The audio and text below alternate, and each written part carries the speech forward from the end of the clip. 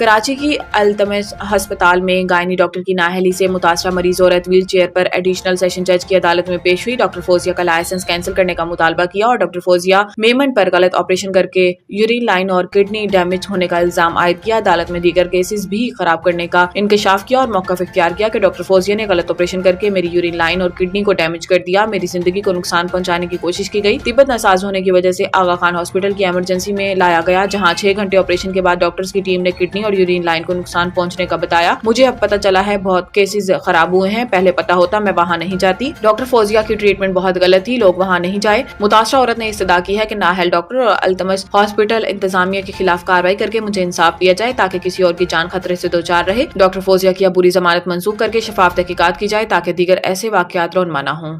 السلام علیکم، تھوڑا سا بتائیے گا الزام کس طرح سرجری نوعیت کے لے موقف کیا ہے سر؟ اس میں موقف یہ ہے کہ میڈم نے سرجری کی تھی، ان کا کہنا ہے یہ مدعی سائڈ کا کہ وہ سرجری میں یورینری ٹریک پہ جو ہے وہ کٹ لگ گیا۔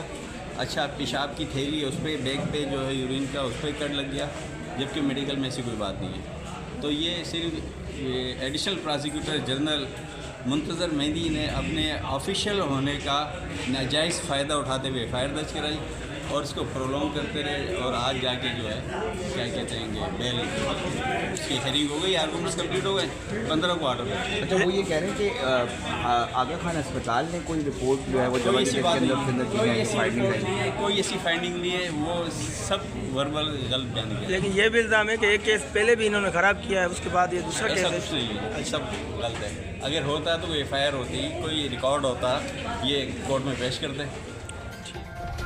سندھ ہائی کورٹ نے اغوا برائے تاوان مقدمے میں گرفتار ملزم سعد عمران اور جاوید وسیم کی درخواست ضمانت مسترد کر دی۔ دوران سماعت DIGCIA مقدس حیدر عدالت میں پیش ہوئے۔ عدالت نے تفتیشی افسر کو روزنامہ انٹریز پڑھنے کی ہدایت کی۔ تفتیشی افسر نے بتایا کہ 7 دسمبر 2023 کو ملزم عدالتی ریمانڈ پر جیل بھیجا گیا۔ 25 دسمبر کو ملزم کی نشاندہی پر برآمدگی کی گئی۔ اس تاریخ کی تھانے میں ملزم کے ہمراہ روانگی کی انٹری بھی موجود ہے۔ عدالت نے کہا کہ روز نامچہ میں صفحات پھٹے ہوئے ہیں، کئی جگہ خالی چھوڑی گئی ہیں، ایسے افسر کو پولیس میں نہیں ہونا چاہیے۔ DIGCIA نے تفتیشی افسر کے خلاف محکمانہ کارروائی شروع کر رہے ہیں۔ عدالت نے کہا کہ آپ کو عدالت بلانے کا مقصد یہی تھا کہ دیکھیں کیا ہو رہا ہے۔ وکیل کا یہ تفتیشی افسر نے ریکارڈ میں رد و بدل کر کے ملزمان کو فائدہ پہنچانے کی کوشش کی۔ ملزمان کی نشاندہی پر ریکوری 5 دسمبر کو ہوئی۔ مدعی مقدمہ کو تفتیشی افسر نے واٹس ایپ کے ذریعے بلایا تھا۔ عدالت نے کہا کہ جو انٹریز آپ نے فائل میں لگائی ہیں وہ روزنامچہ میں دکھائیں۔ وکیل نے کہا کہ وہ انٹریز روزنامچہ میں نہیں ہیں۔ عدالت نے کہا کہ آپ نے یہ ریکارڈ کہاں سے حاصل کیا؟ وکیل صفائی نے بتایا کہ پروسیکیوشن کی فائل سے یہ انٹریز حاصل کی گئیں۔ عدالت نے کہا کہ پروسیکیوشن کی فائل میں یہ ریکارڈ موجود نہیں ہے، اگر ایک دستاویز میں رد و بدل ہو سکتا ہے تو دیگر دستاویز میں بھی ممکن ہے۔ عدالت نے ملزمان کی درخواست ضمانت مسترد کر دی۔ سندھ ہائی کورٹ نے جناح ہاسپٹل کے ایگزیکٹو ڈائریکٹر ڈاکٹر شاہد رسول کی تعیناتی کے نوٹیفیکیشن کی معطلی کے خلاف اپیل پر 2 رکنی بینچ نے سنگل بینچ کا نوٹیفیکیشن معطلی کا فیصلہ کالعدم قرار دے دیا۔ 2 رکنی بینچ نے ڈاکٹر شاہد رسول کو بطور ایگزیکٹو ڈائریکٹر بحال کر دیا۔ تحریری حکم نامے میں کہا گیا ہے کہ 2 رکنی بینچ عمومی طور پر عبوری حکم نامے میں مداخلت نہیں کرتے۔ انصاف کی فراہمی کے لیے 2 رکنی بینچ کو مداخلت کرنا پڑی۔ بظاہر سندھ حکومت جناح اسپتال میں تعیناتیاں کرتی ہے، وفاقی حکومت نے تعیناتیوں پر اعتراض نہیں کیا۔ بظاہر یہ نکات سنگل بینچ کے سامنے پیش نہیں کیے گئے۔ فوجی عدالتوں میں سویلینز کے ٹرائل کا کیس، کیا آرمی افسر کو اتنا تجربہ ہوتا ہے کہ سزائے موت تک سنا دی جاتی ہے؟ جسٹس مندوخیل۔ سویلینز کے فوجی عدالتوں میں ٹرائل کے خلاف انٹرا کورٹ اپیل پر سماعت جسٹس امین الدین کی سربراہی میں 7 رکنی آئینی بینچ کر رہا ہے، جس دوران وزارت دفاع کے وکیل خواجہ حارث نے دلائل دیے۔ دوران سماعت جسٹس جمال مندوخیل نے ریمارکس دیے کہ آرمی ایکٹ کا اطلاق صرف فوج پر ہوتا ہے، فوجی افسران کو بنیادی حقوق اور انصاف ملتا ہے یا نہیں، ہم سب کو مد نظر رکھیں گے۔ جسٹس مسرت حلالی نے کہا کہ اس نقطے پر بھی وضاحت کریں کہ فوجی عدالت میں فیصلہ کون لکھتا ہے؟ میری معلومات کے مطابق کیس کوئی اور سنتا ہے اور سزا و جزا کا فیصلہ کمانڈنگ آفیسر کرتا ہے۔ جس نے مقدمہ سنا ہی نہیں وہ سزا و جزا کا فیصلہ کیسے کر سکتا ہے؟ اس پر وزارت دفاع کے وکیل خواجہ حارث نے جواب دیا کہ فیصلہ لکھنے کے لیے جیک برانچ کی معاونت حاصل ہوتی ہے۔ سماعت کے آخر میں ایڈیشنل اٹارنی جنرل عامر رحمان نے عدالت کو بتایا کہ 9 مئی واقعات میں کل ملزمان 5000 کے قریب تھے۔ فوجی عدالت لے گئے 105 ملزمان کی جائے وقوع پر موجودگی کے شواہد ہیں۔ بعد ازاں آئینی بینچ نے سویلینز کے فوجی عدالتوں میں ٹرائل کے خلاف انٹرا کورٹ اپیل پر سماعت پیر تک ملتوی کر دی۔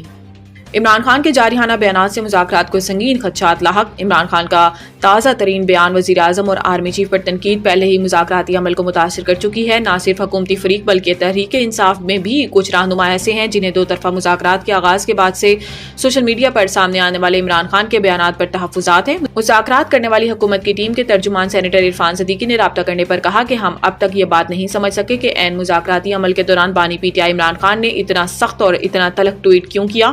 انہوں نے ایک مرتبہ پھر حمود الرحمان کمیشن یاد دلایا، ایک مرتبہ پھر یحییٰ خان کا حوالہ دیا، ایک مرتبہ پھر موجودہ صورتحال کو یحییٰ خان کے دور سے تشبیہ دی۔ وزیر اعظم شہباز شریف کو جنرل عاصم منیر کی کٹ پتلی اور اردلی قرار دیا۔ انہوں نے کہا کہ عمران خان کے ٹویٹس مذاکراتی عمل کے لیے بڑا خطرہ ہیں اور یہ بند نہ ہوئے تو مذاکرات جاری رکھنا مشکل ہو جائے گا۔ عمران خان کو سیکیورٹی یا صحت کے معاملات پر کہیں منتقل کیا جا سکتا ہے۔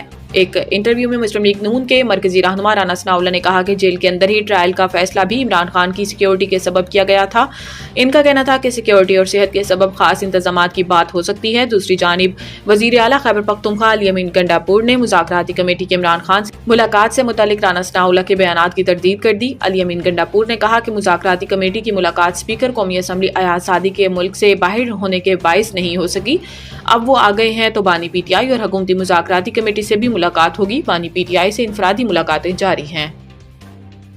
دسمبر 2024 میں ترسیلات زر میں کئی گنا اضافہ، اسٹیٹ بینک کی رپورٹ جاری۔ کارکنوں کی ترسیلات زر میں مالی سال 2025 کی پہلی شش ماہی میں کے دوران مجموعی طور پر 17.8 ارب ڈالر آئے، جو مالی سال 2024 کی پہلی شش ماہی کے موصول شدہ 13.4 ارب ڈالر کے مقابلے میں 32.8% اضافہ ہے۔ نمو کے لحاظ سے ترسیلات زر دسمبر 2024 سال بسال 29.3% اور ماہ بہ ماہ 5.6% بڑھ گئیں۔